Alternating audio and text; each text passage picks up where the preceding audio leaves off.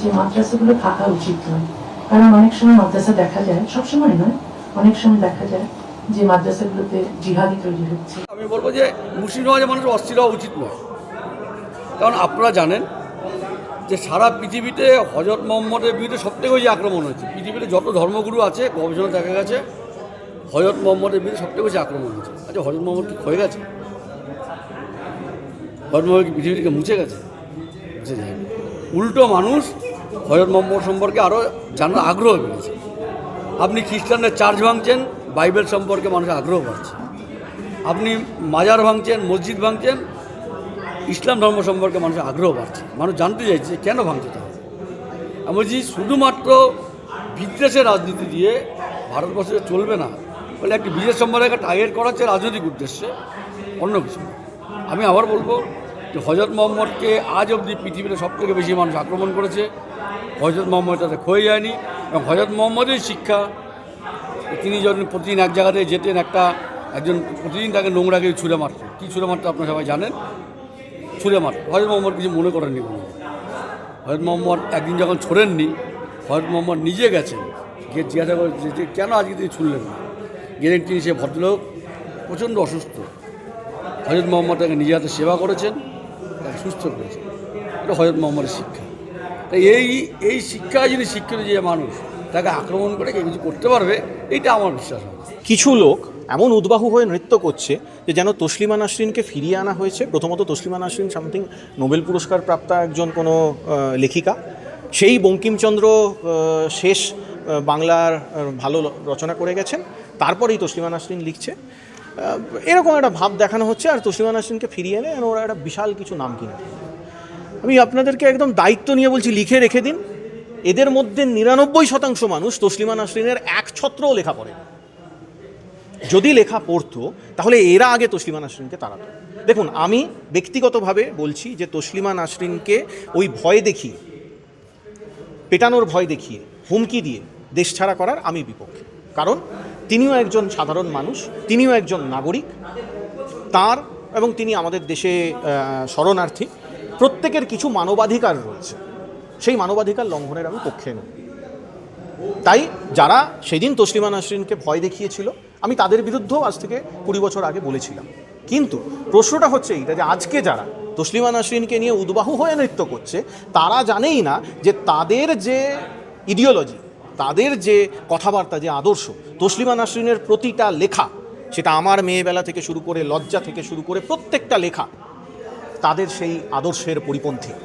তসলিমা নাসরিন শুধুমাত্র একটি বিশেষ ধর্মীয় মৌলবাদের বিরোধিতা করেননি।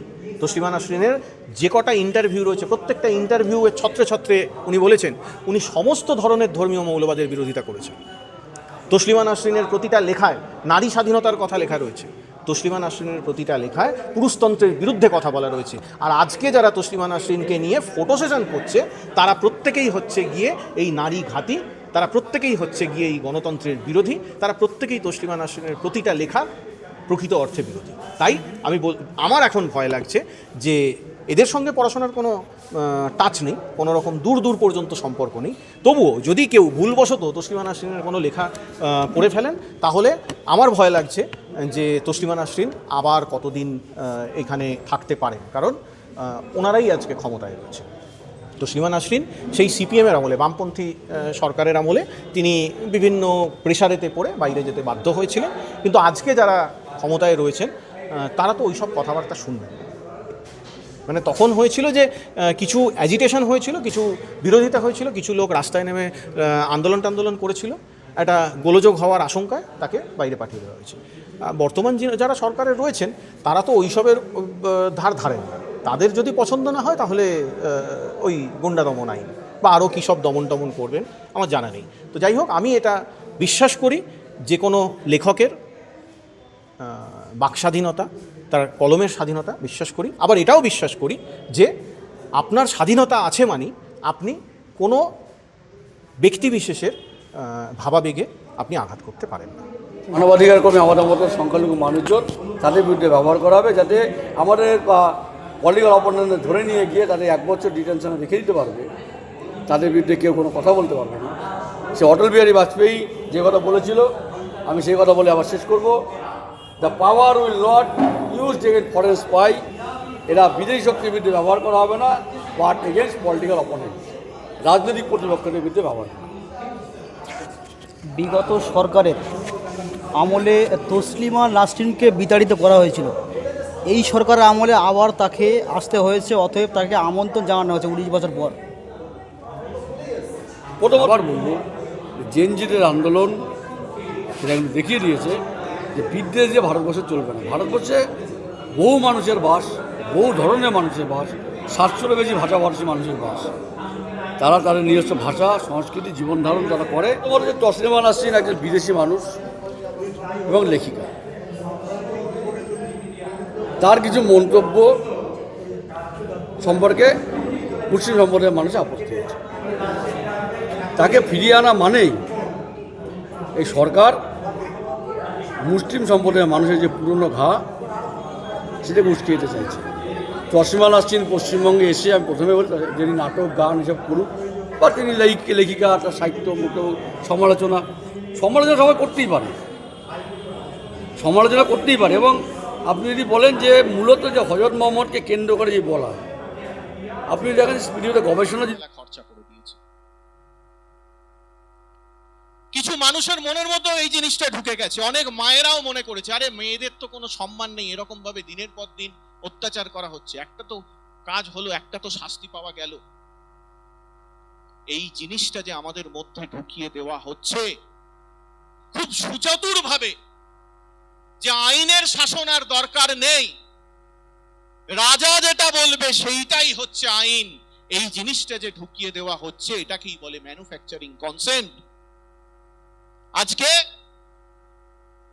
কাউকে একজনকে তুলে নিয়ে গিয়ে এনকাউন্টার করে মেরে দিল, কালকে যে আমাকে আপনাকে তুলে নিয়ে গিয়ে, এই হল থেকে বেরোনোর পর যে আমাকে আপনাকে তুলে নিয়ে গিয়ে এনকাউন্টার করা হবে না, তার কি গ্যারান্টি রয়েছে? কারণ আমরা তো ওই 55% মানুষের মধ্যে পড়ি। তাই বলছি বন্ধু, যে গুন্ডা দমন আইন যা হচ্ছে, গুন্ডা হচ্ছে গিয়ে এই 55% মানুষ। গুন্ডা তারা নয়। এই একটু আগে বিপ্লবদা বলছিলেন একটা সিনেমার কথা, কি বলছিলেন বিপ্লবদা? ওই মারবো এখানে, লাশ পড়বে শ্মশানে। মনে করে দেখুন, সিনেমাটার নাম ছিল গুন্ডা ফাটাকেষ্ট। সেখানে ফাটাকেষ্ট একজন গুন্ডা, তার ডায়লগ হচ্ছে মারবো এখানে, লাশ পড়বে শ্মশানে। আর আমাদের বর্তমানের যারা রাজ্যের শাসক রয়েছেন, তারা বলছেন যে সকালবেলা ধরবো, বিকেল বেলা খরচা করে দেবো। এটা গুন্ডার কথা নয়।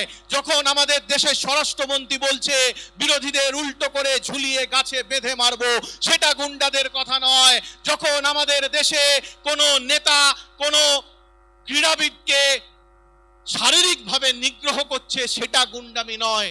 যখন আমাদের দেশে প্রতি 54 মিনিট ছাড়া ছাড়া একজন নারীর সম্মান নষ্ট হয়ে যাচ্ছে, এবং বেশিরভাগ ক্ষেত্রে দেখা যাচ্ছে যে তাদের পৃষ্ঠপোষক হচ্ছে বর্তমান সরকার বা সরকারি দলের যারা নেতা নেত্রী রয়েছে, সেইটা গুন্ডামি নয়।